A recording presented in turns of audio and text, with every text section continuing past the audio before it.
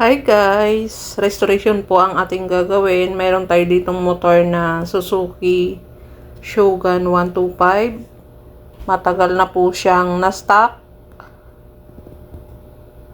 So, sobrang kalawang na po yan. Ayan po, umpisahan yan, kakalasin lahat at i-restore po natin yan. So, magiging mukhang bago po yan. Una, ibababa muna ang makina. So guys, bago yan binaba yung makina, pinaandar muna, okay naman po yung andar niya. So magiging mangyayari, yung makina niya ay ipa-powder coat lang po natin, isa sunblast yan.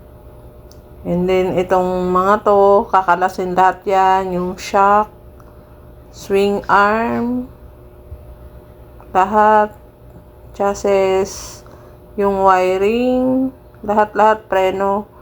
So guys, matagal na po kasi na-stock to.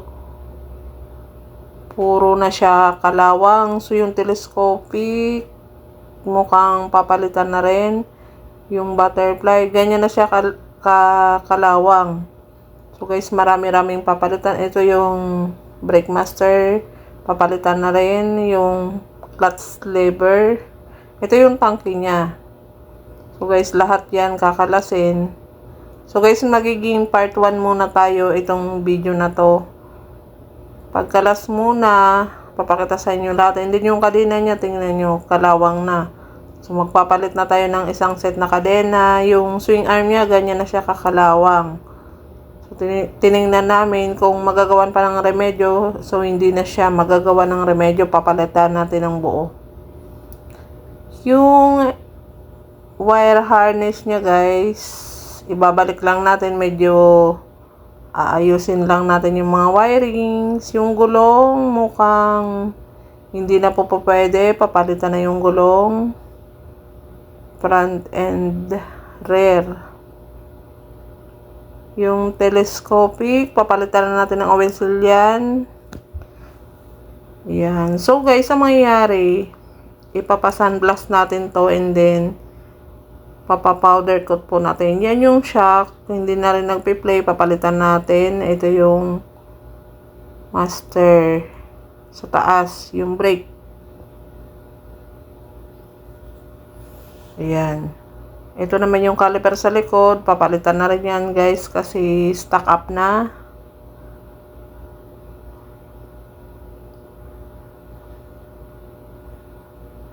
So, kalas talaga po lahat yan. Ayan.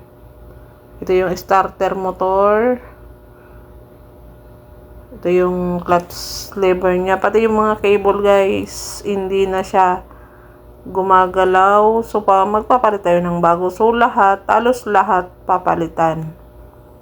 Ito yung makina niya. Yung langis guys, ang papalitan natin dyan. So, ayan.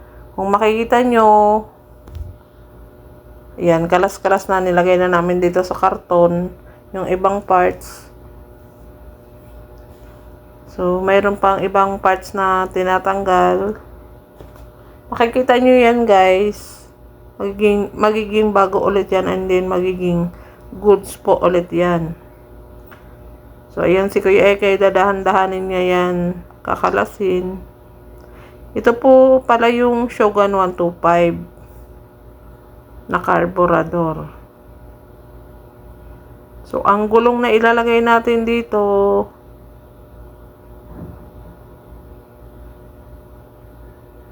papalitan na rin natin ng bago yan at crack-crack na po yan, din na po pwede. So, yung mga wiring, check na rin natin yan. Pwede natin remedyohan na lang din or palitan. Ayun yung fuel cock. Mukhang barado na rin. Ito yung tangke. Natanggal na rin. Titingnan natin yung kung pa kalawang yan. Kapag lilinisan po kasi natin yan. Ayan, magiging tubeless po talaga yung gulong niya. So, papalitan na natin ulit ng tubeless din. So, mukhang natambak na to sa gilid.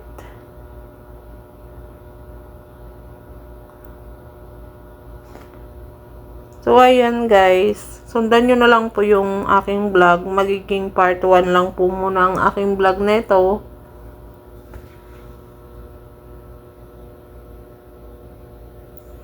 Medyo mahaba-habang trabaho po ito kasi restoration po ang mangyayari dito. So, kalas lahat. Yung papalitan, dapat palitan. Yung pipinturahan natin. So, yung tinatanggalin ko yung egay ngayon, yan po yung shock sa likod. So, papalitan na natin yan kasi hindi na po pwede yan. So, guys, yung mga clearance nito, dating clearance pa rin. Buo pa naman po yung clearance, hindi ko na sa inyo na ipakita. Yan, lahat ng preno, harap, likod. Kailangan natin paganahin yan, pero papalitan na natin ng bago at hindi na po pwede yung dati. Stock up na po yan.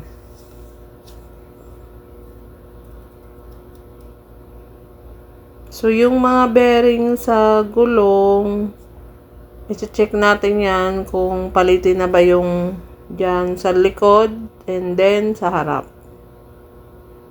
Yan. So, ito yung pinakang clearance niya sa likod. Okay pa naman siya.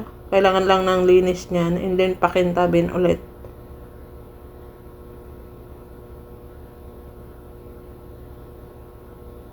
So guys, sa pagtanggal pa lang ng mga flarings or mga ibang parts, medyo matagal na po talaga yan.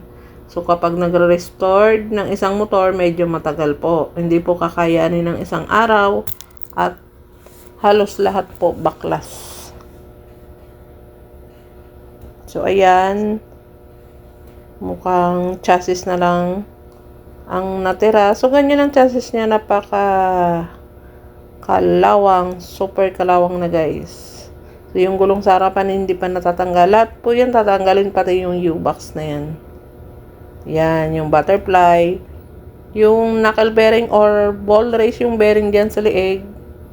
Wala na po yan. Palitan na rin po yan.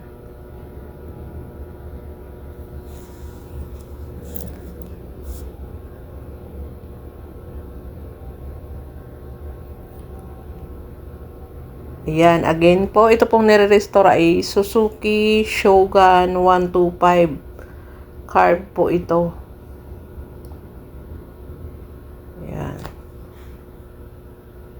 Thank you for watching. Ayan, watch nyo po yung next part 2 po. Part 2. Ang shop po pala namin ay Kuya Egay Motorworks po. Ayan.